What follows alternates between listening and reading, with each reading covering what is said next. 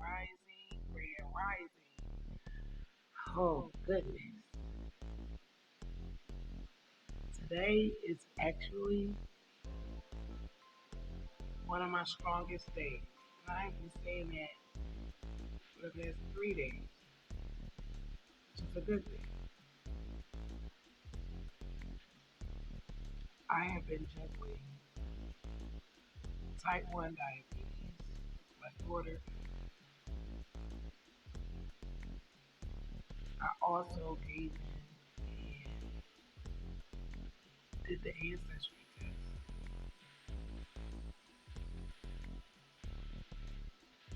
I really got them back faster than I was ready for.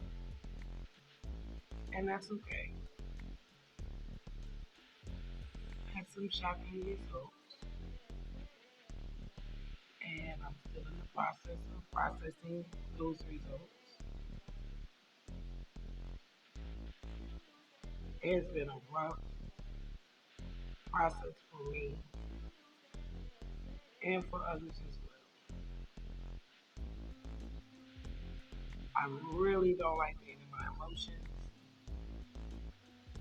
I lived there for so long, it's unfamiliar for me now. But for about 10 days straight, I was in my emotions.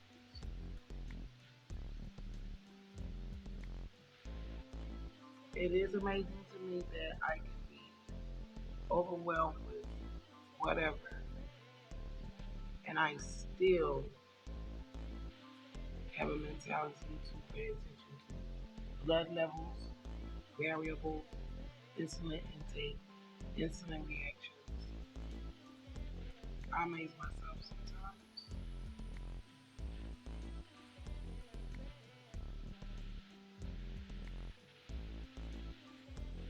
I have been left with a lot of questions, but one fact remains is me.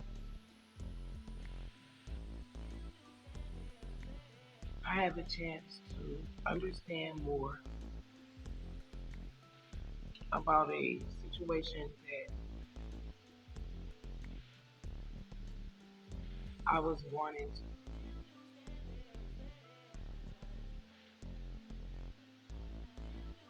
being a so-called black girl from Philly.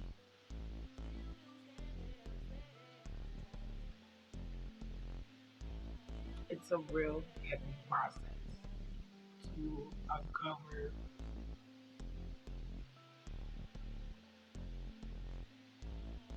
trauma, you know? It's a real process to uncover trauma that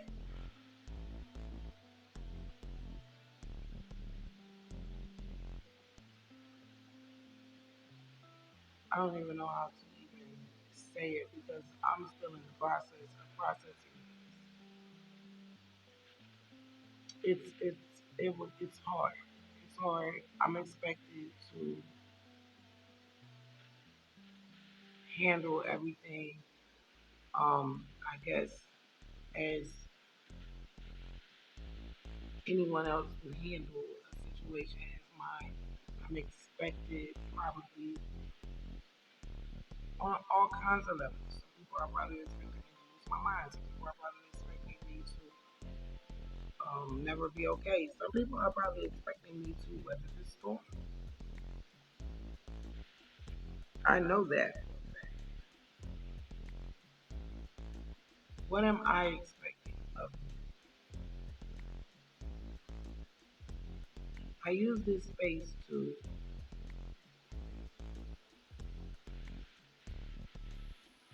just break things down slowly. All the thoughts here are mine unless you share yours. Some questions I may be asked, I may give you an answer that won't lead to elaboration because it may be something that I think is personal and I don't want to share. Some parts of me are full. All. some parts of me I choose to share. Most of me I never knew for a long time. And it's so I have the joy and the burden to be able to look back at myself and see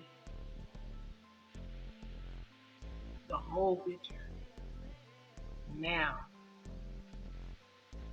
Before I looked back and I didn't understand this, I didn't understand why maybe this person said this to me, or why this was happening, or why we moved from here at this time, or why these things were happening. It was just like one big undone puzzle, just pieces everywhere. And I really wasn't happy with that. I've never been happy with that. You can just tell when someone is keeping something from you. You can just tell. I can't explain it. You can feel it. It's stuff that they don't say and stuff that they don't do and stuff that they don't mention. You can just tell. You may not know what it is, but you can tell. I didn't even know I was telling these things. I didn't even know that as a child I was smarter than, I mean, they told me this. I would skip grades and I could tell some adults had different demeanors with me. So yeah, I knew I was smart, but I didn't know I could do anything with it.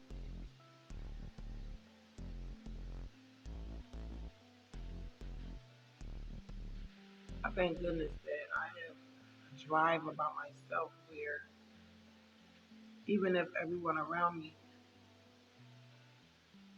doesn't see potential in me, I have always been able to accept that and really not give a damn, because everything I do, mind you, I can't do everything. Like I said, everything that I do, anything I put my mind to, anything I put my passion, I try to like really do it.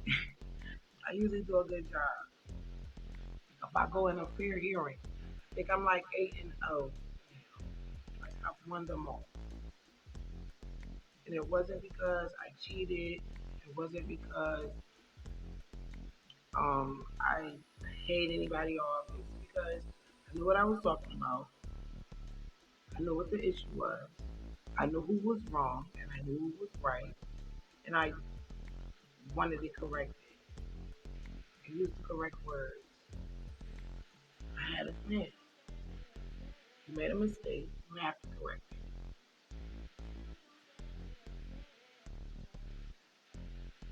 Having those qualities, that works in survival. Like it helps with survival.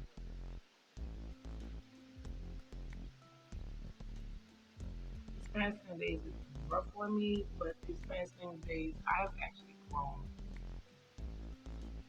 a lot. It's been a little longer than 10 days now.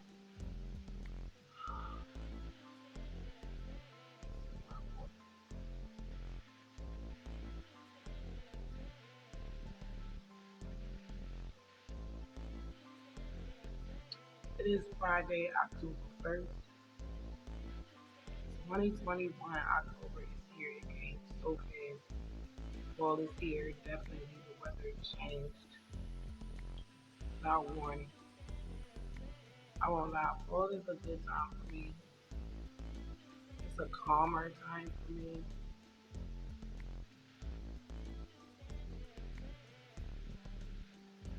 My dad, Sydney, he died in the fall. That was the first death I ever experienced.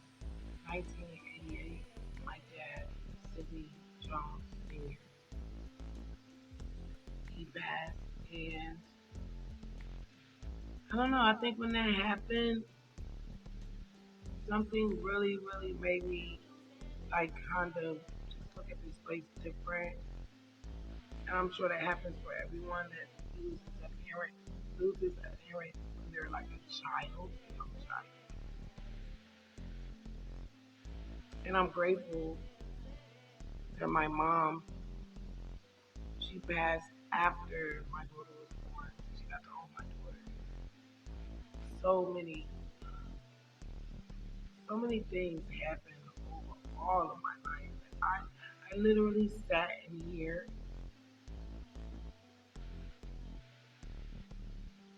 and I replayed, if I'm not mistaken, I'm sure it's some I missed because I'm gonna replay every moment of their life for the past, what, 40 years plus gestational birth. Um,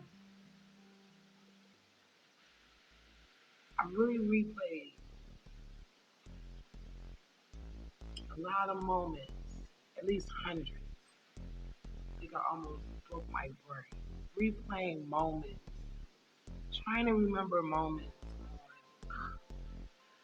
just trying to remember moments with my grandma. I even remembered the moment that I knew I was adopted and they hadn't told me yet. Cause I was like, okay, when I go outside, all of the kids are calling my mom my grandma. I'm having to argue these people down and tell them, no, my grandma is younger than my mom, and they're looking at me like I'm crazy.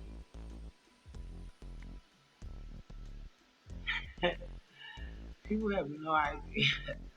Everything about everything was just awkward. Everything, everything was awkward. Things I couldn't do because my mom was older, so I didn't get to do it.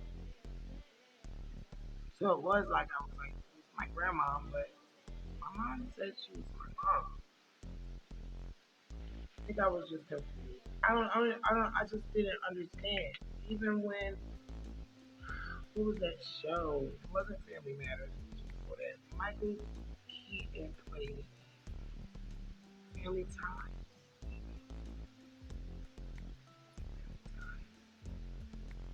It was a show about one of them being adopted. And that was her moment, her shining glory moment, where I say, well, Michelle, you're adopted. And I'm looking at her like she has no idea what I'm saying in my head. Lady, I already knew this. I mean, gosh, how uncomfortable one little girl be looking at people that I don't look like at all. I stuck out like a sore thumb everywhere I was. And it was traumatizing. Some people were very rude, really. Like, seriously, you have no idea what I had to endure as a child. And I couldn't say anything back. It was just the weirdest thing to me. And I always knew, I just always knew there was something going. It just was something, just something. I couldn't ask the right questions. I couldn't beg enough for anyone to tell me the truth. They gave me bits and pieces of what they wanted to use to control me. And I'm not wrong for saying it. I've lashed out at, gosh, I erased my whole ancestry tree. You know how long it took me to do that? I've been working on it for years. Like in one moment, I just wanted to completely run away from this whole situation. I was embarrassed. I was hurt more because I know how strong these people made me from the words that came out of their mouths all of my life to me and to others about me. So it just really confuses I try to rationalize their reason for keeping such a huge secret away from me.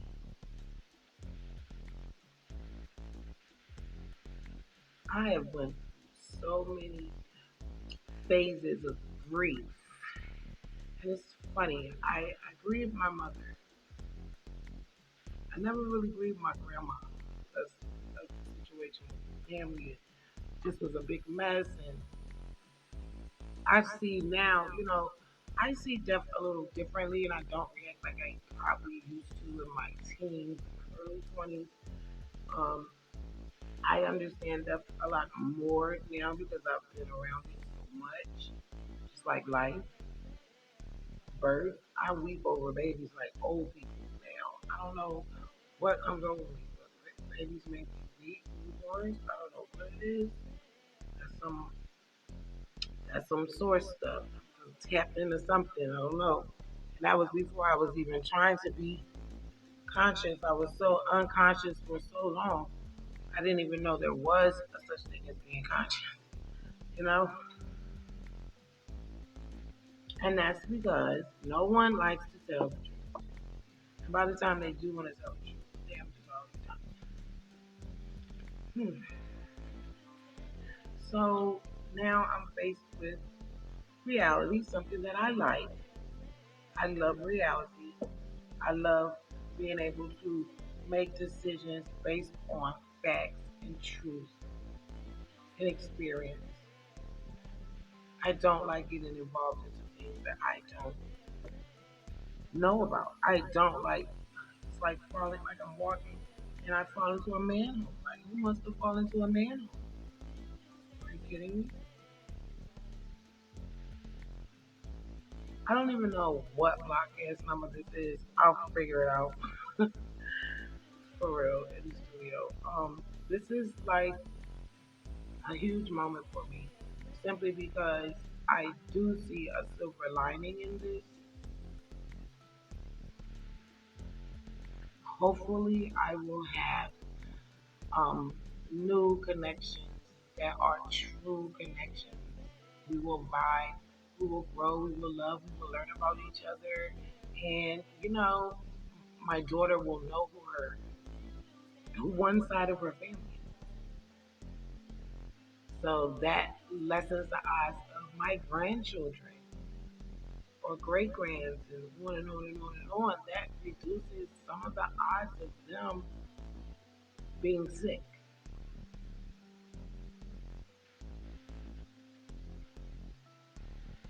Not knowing who our family is a type of warfare at some point when you're ready to have children. If you don't know, I'm actually just grateful that I didn't marry one of my family members and have a baby with them. I'm just so grateful that the odds were actually in my favor against all these other odds that were actually stacked against me. As a type 1 mother, awareness is important to me. As a type 1 mother, I have to know all the facts. I have to know who, what, when, where, how. Anything missing, any information missing can actually be harmful for my child's life.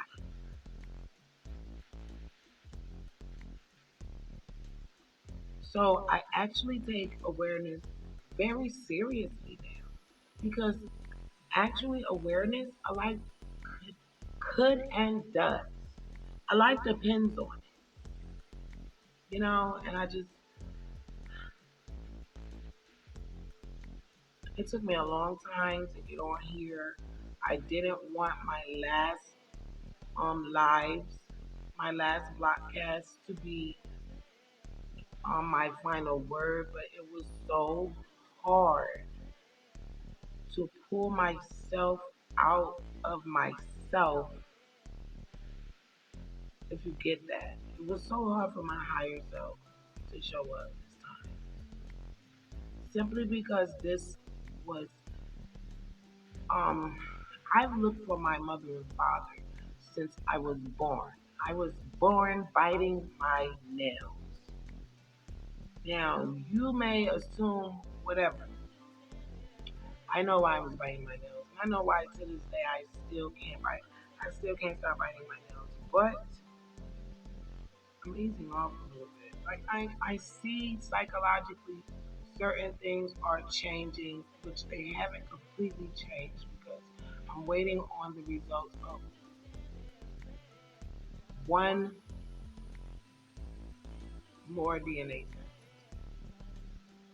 Yes, I found close relatives and it's super close and it's just a lot for everybody to it's a lot for it's just a lot. I mean, some things are, you'd be like, okay, well, no, that's to be expected. This was not expected.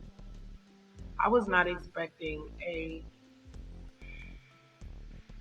I was not expecting anything that I got.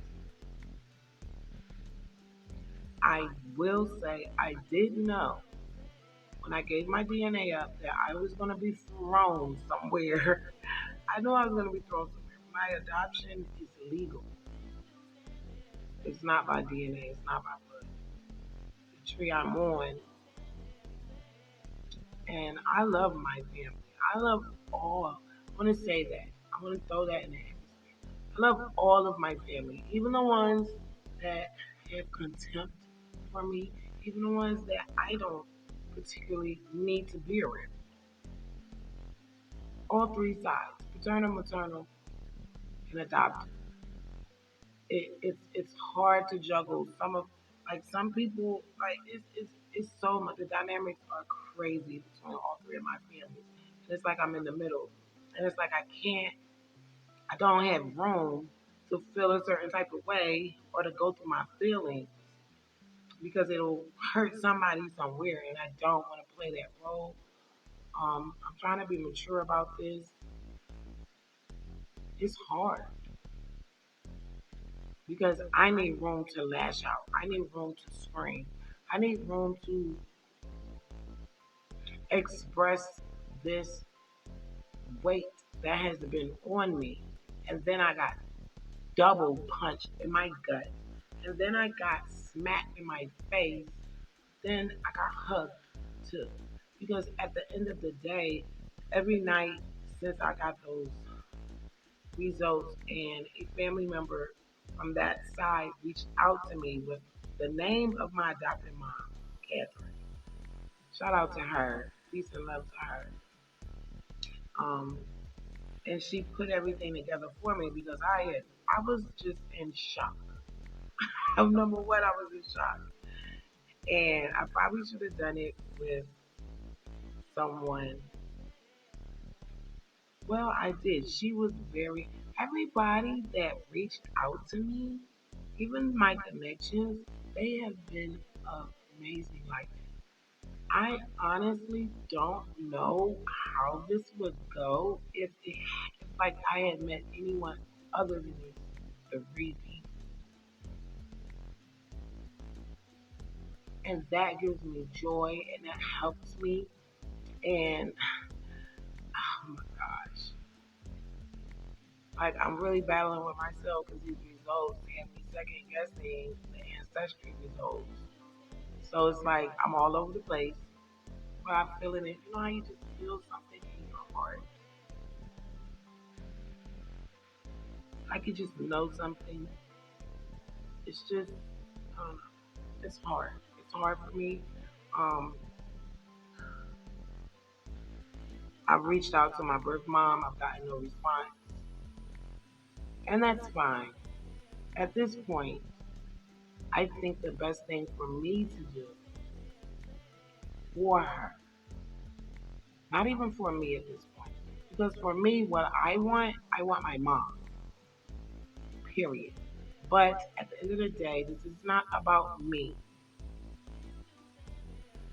Now, my life is about me. But when it comes to my birth mom, I think it's best for me to walk away I think it's best for me to let her live out the rest of her life with her illness that she has to deal with in peace. I don't want to be a reminder of what happened to her like every day, every moment. That I have come, that I stand firm on. I'm done trying to force myself on her. And that's hard because I feel like I'm giving up on her. And actually, but you know, I'm really not. What I'm doing is I'm giving her the gift that she gave me. She was strong enough to walk away from me. I mean, literally told, like, you have to leave this baby in this hospital. So she was strong enough to do that. So I'm going to be strong enough and listen to my spirit, and I'm going to be strong enough to leave her where she is in peace. And I wish her all the best in the world. I I am going to let go, and I think that is where all of my real emotions, hurt and anger, are really coming from. Really coming from, yeah. I should have been treated way better growing up, and I should have had certain aspects of support, and I should have had an elite adoption. I understand they wanted the baby. They could have got a younger family member and worked something out with the family members. No one should have ever lied to the courts.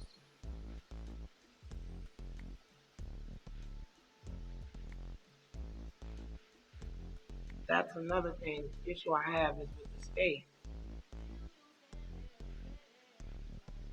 because everybody else is dead besides my mom, my birth mom.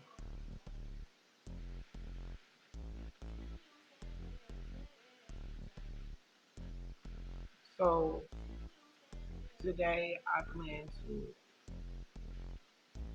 just honor myself and this long road that I have been on, just searching for the truth because I know that I never got it. I know they were lying to me. I know they were omitting things. I just I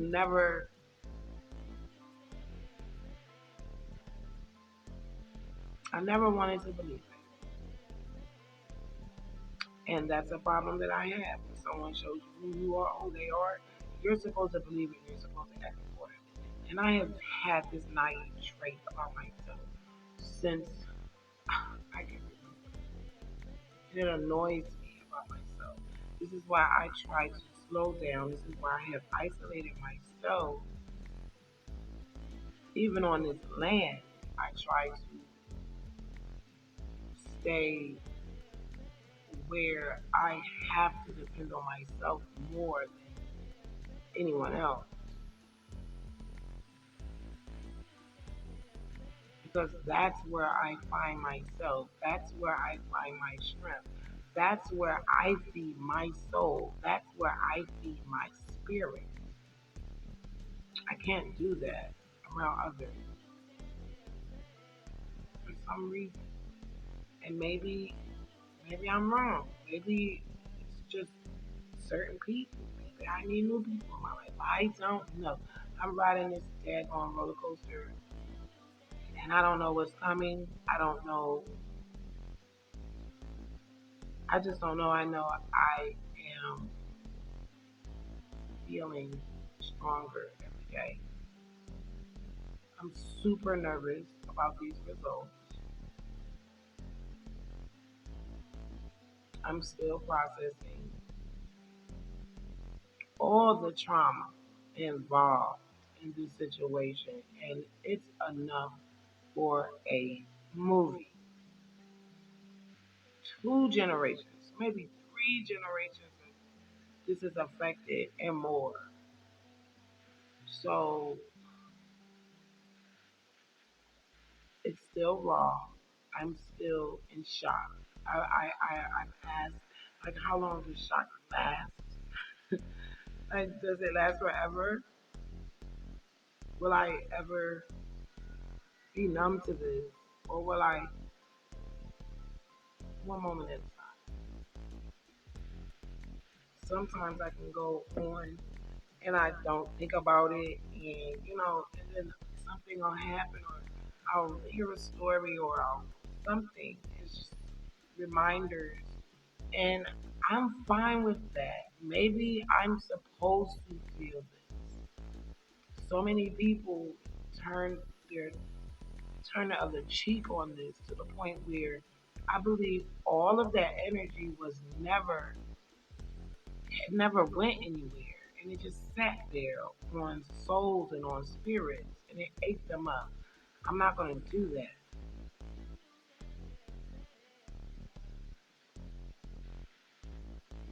I just wish I had known a long time ago. I would have definitely been different with my mother. I would have cherished that so much more. I would have took up for her more. I would have snapped out for my mom on everybody. But as one of my close good girlfriends said, Michelle, if you had known this when you was here, you would be booked.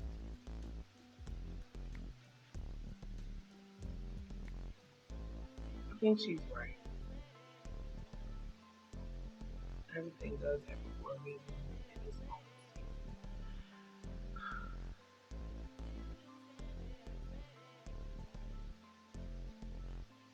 It's a nice cool day in New York City. I may go out, pick up a few things. After this doctor's appointment with my daughter,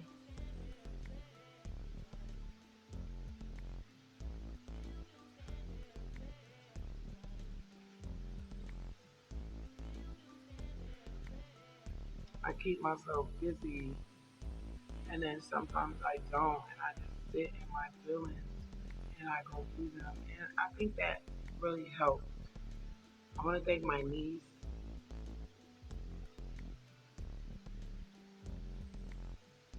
and I want to thank my sister. For some reason, I feel like these test results are going to come back, that they are my family. And if they don't, I really don't know what I'm going to do. I don't know if I'm going to continue looking or not.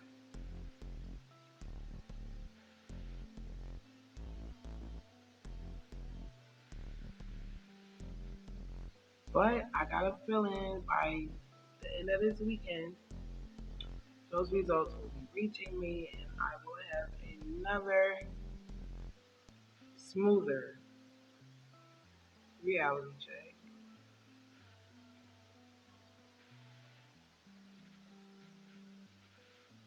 And I'm going to stay humble and really, really give thanks because, like I said, for my whole life, I've always wondered and wanted to know and did everything I could to find out my parents.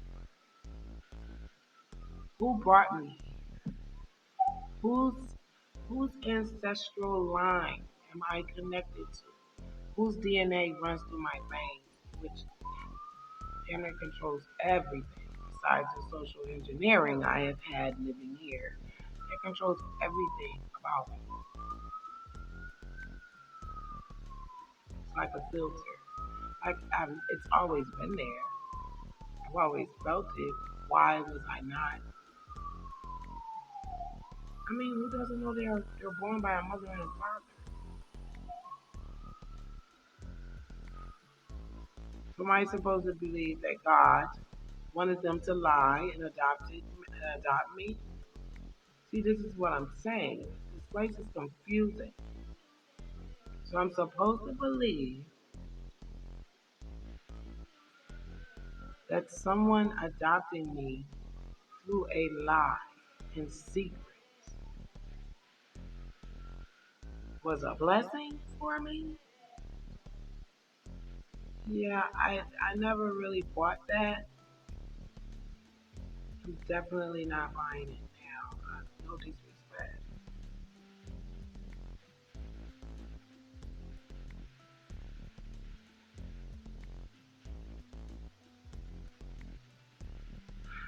One moment at a time. Peace and love.